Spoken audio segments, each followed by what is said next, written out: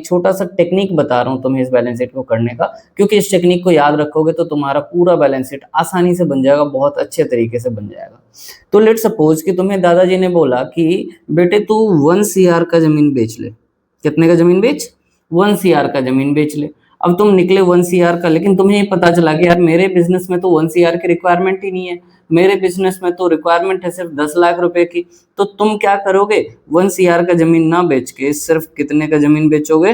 10 लाख का जमीन बेच दोगे। अब 10 लाख का जमीन बेचने निकले मार्केट में। अब जरूरी थोड़ी है कि पूरा का पूरा 10 लाख का जमीन बिक जाए तुमसे। तो जब 10 लाख का जमीन नहीं बिका हमसे, हमसे बिका 9 लाख का जमीन। कोई बात नहीं, 9 लाख का जमीन बिका।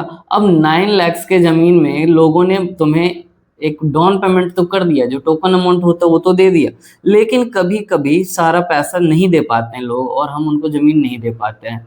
तो कुछ लोगों ने तुम्हारे पैसे नहीं दिए, सिर्फ टोकन अमाउंट दे के छोड़ दिया। तो लेट सपोज कि वो जितना पैसा आया वो 8 लाख आया। तो यहाँ पे मैं अलग अलग अमाउंट दिखा रहा हूँ कि दादाजी ने हमें कितना अलाउ किया।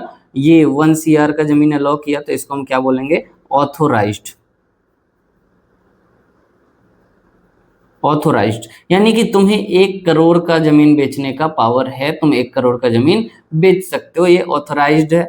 लेकिन तुमने बेचा कितना? 10 लाख बेचा, तो इसको लिखेंगे इशूड। इशूड इशूड यानी कि तुमने कितना बेचने का कोशिश किया। तो तुमने 10 लाख रुपीज का जमीन बेचने का कोशिश किया, लेकिन लोगों ने कितना सब तुम्हें टोकन मनी दिया? टोकन मनी 9 लाख के बदले आया, तो ये हो गया subscribed.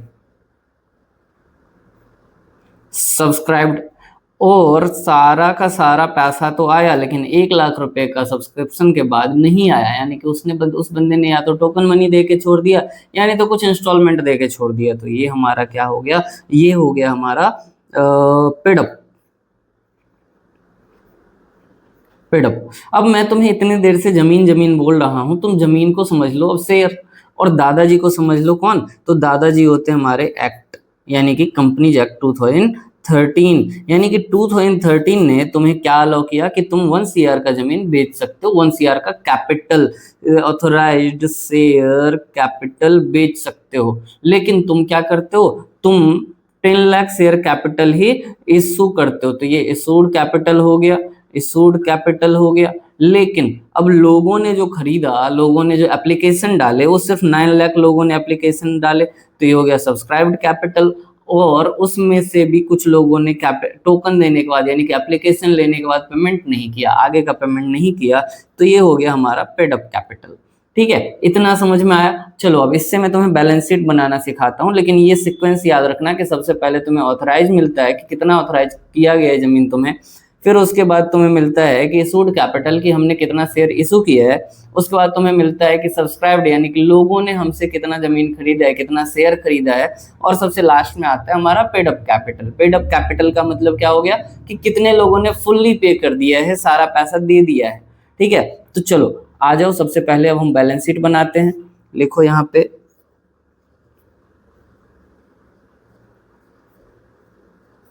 Balance sheet. Balance sheet, ये जो बैलेंस शीट बनता है वो शेड्यूल 3 के हिसाब से बनता है। कंपनी एक्ट 2013 के शेड्यूल 3 के अंदर ये बैलेंस शीट बनाया जाता है, जो कि बिल्कुल भी तुम्हारे पुराने बैलेंस शीट के जैसा नहीं है। ये बिल्कुल ही अलग बैलेंस शीट है। ये वर्टिकल शेप में बनता है, ये टी शेप में नहीं बनता है। पहले आप लोग हॉरिजॉन्टल शेप में बनाते थे, लेकिन अब ये वैसा नहीं बनता है। और अभी हम ये जो बैलेंस शीट बनाएंगे ये एक्सट्रैक्ट होगा, ये फुल्ली बैलेंस शीट नहीं है। ठीक है, तो सबसे पहले हमारा क्या आ जाएगा? पर्टिकुलर्स। पर्टिकुलर्स ये होगा नोट नंबर, नोट नंबर, और ये हो जाएगा हमारा अमाउंट। ठीक है, अब देखो सबसे पहले हम यहाँ पे क्या लिखेंगे?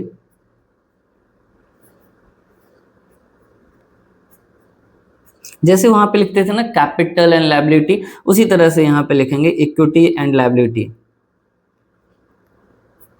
Equity and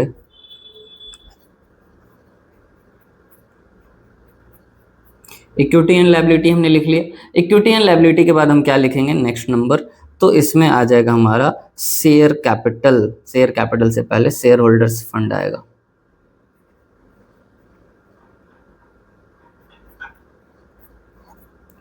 share holders fund. Share holders fund के नीचे क्या आएगा, तो शेयर होल्डर्स फंड के नीचे आएगा हमारा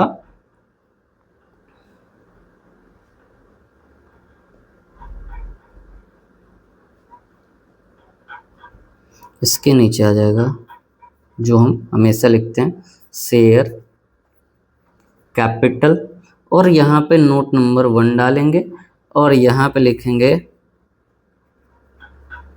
रिजर्व एंड सरप्लस, और यहाँ पे लिखेंगे नोट नंबर 2। बस इतना ही हमें बैलेंस शीट में डालना है। अब ये जो नोट नंबर 1 और नोट नंबर 2 लिखे हैं, इसके लिए हम अलग से नोट्स टू अकाउंट बनाएंगे। तो आ जाओ नोट्स टू अकाउंट बनाते हैं हम यहाँ पे।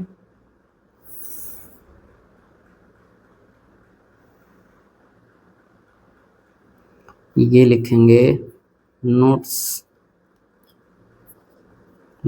टू अकाउंट, और यहाँ पे लिखने वाले हम हमारा, यहाँ पे 1 लिखो पहले क्योंकि वो नोट नंबर 1 है। यहाँ पे लिखेंगे शेयर कैपिटल। शेयर कैपिटल लिख लिया। अब देखो, अब तुम्हें वो एक एक चीज याद होगा। जैसे कि सबसे पहला नाम क्या था हमारा, ऑथोराइज्ड शेयर कैपिटल। तो सबसे पहले हम यहाँ पे क्या लिखेंगे, authorised share capital. Authorised share capital, authorised share capital. Authorised share capital हमारा जितना भी होगा यहाँ पे लिख लेंगे। लेट सपोज 500 इक्विटी, 500 नहीं लिखो यहाँ पे, 1000 equity share capital for ₹100 each. ठीक है, तो अब हम क्या करेंगे, 1000 मल्टीप्लाई 100 करके यहाँ पे लिख लेंगे 1 लाख, यानी कि 1 लाख रुपए का हम इक्विटी शेयर इशू कर सकते हैं। ठीक है, अब क्या है, तो दूसरा यहाँ पे लिखेंगे। अब देखो, ये जो ऑथराइज वाला है ना, इसको यहीं पे क्लोज कर दो, यहीं पे इसको क्लोज कर लो। इससे आगे कुछ करने की जरूरत नहीं है हमें।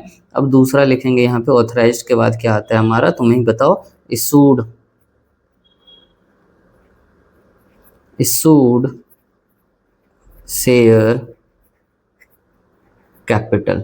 इशूड शेयर कैपिटल कैसे बनता है, तो अब हमने कितना इशू किया, लेट सपोज कि 1000 इक्विटी शेयर हम इशू कर सकते थे, लेकिन हमने पूरा इशू नहीं किया। हमने सिर्फ 500 इक्विटी शेयर ऑफ ₹100 ईच, हमने यहाँ पे 500 इक्विटी शेयर इशू किया 100 रुपीज़ के हिसाब से। तो हमने कितना इशू कर लिया, 50,000 इशू कर लिया। ठीक है, तो यहाँ पे हम इसको भी यहीं पे क्लोज कर देंगे, इससे आगे ले जाने की ज़रूरत नहीं है। अब जितने के बदले हमारे पास वो आएगा, एप्लीकेशन आएगा, वो एप्लीकेशन मनी हम आगे दिखाएंगे। चलो देख लो, तो यहाँ पे इक्विटी इशूड ऑथराइज हो गया, इशूड हो गया। इशूड के बाद लिखेंगे subscribed, subscribed equity share capital. अब देखो, सब्सक्राइब्ड वाले में दो चीज होता है, कुछ लोग पूरा पैसा दे देते हैं और कुछ लोग पूरा पैसा नहीं देते हैं, तो दोनों को अलग अलग दिखाएंगे। Let suppose subscribed and fully paid up, subscribed and fully paid up. तो कितना सब्सक्राइब हुआ, तो लेट सपोज 500 है, जिसमें से हमारा 450, पूरा 500 सब्सक्राइब हो गया था, लेकिन जो शेयर आया 4900 का आया। 4900 मल्टीप्लाई 100, इसके बदले हमारे पास पूरा पैसा आ गया। 4900 शेयर के बदले हमारे पास पूरा पैसा आया, 100 शेयर के बदले पैसे नहीं आए, तो उसको हम आगे दिखाएंगे। तो subscribed and fully paid up में कितना आ जाएगा,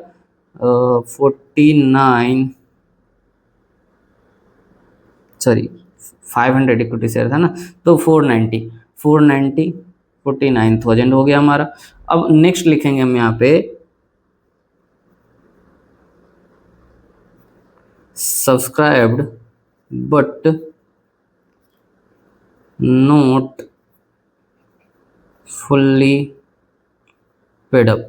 subscribed but not fully paid up, तो कितना शेयर था हमारे पास, 490 हो गया।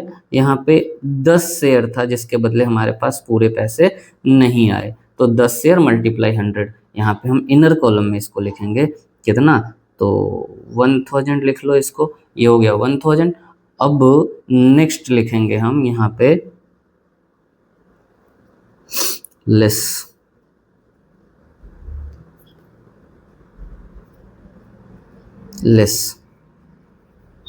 कॉल्स इन एरियर, यानी कि इस बंदे ने, देखो यहाँ पे फुल्ली पेड अप लिखा है, नॉट फुल्ली पेड अप, यानी कि इसने पैसे तो दिए हैं लेकिन पूरे पैसे नहीं दिए हैं। तो हम उससे 1000 रुपये मांगे थे, 1000 रुपये में से कुछ पैसे इस बंदे ने दे दिए हैं और कुछ पैसे बचा हुआ है। लेट सपोज कि इसने हमें एप्लीकेशन के बाद पैसा ही नहीं दिया और एप्लीकेशन हमारा 3 रुपये का था, तो 10 शेयर को हम 100 से नहीं मल्टीप्लाई करके, सॉरी 30 रुपये का था तो इसको 70 रुपये से मल्टीप्लाई कर लो, क्योंकि हमारे पास 70 रुपये के बदले पैसा नहीं है, टोकन मनी 30 रुपये का था उसने दे दिया।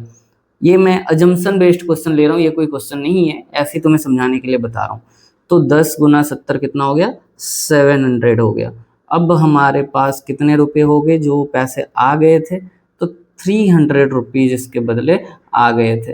ठीक है, तो देखो अब subscribed and fully paid up में हमारे पास टोटल कितने अमाउंट आ गए, सब्सक्राइब्ड में आ गए हमारे टोटल 49,300, 49,300। तो देखो ये रहा तुम्हारा बैलेंस शीट। अब ये जो 49,300 है यहाँ पे लिख लो 49,300, और रिजर्व एंड सरप्लस का जो अमाउंट रहेगा वो यहाँ पे लिख के फिर इसको भी हम क्लोज कर लेंगे, इसको कुछ करने की जरूरत नहीं, इसको ऐसे ही छोड़ देना है। ठीक है, तो ये रहा तुम्हारा बैलेंस शीट। अगर ये वीडियो तुम्हें पसंद आई हो तो चैनल को सब्सक्राइब कर देना, वीडियो को लाइक कर देना, और मैं डेली लाइव आता हूँ 10 बजे, तो उस लाइव में ज्वाइन किया करो। Thank you so much.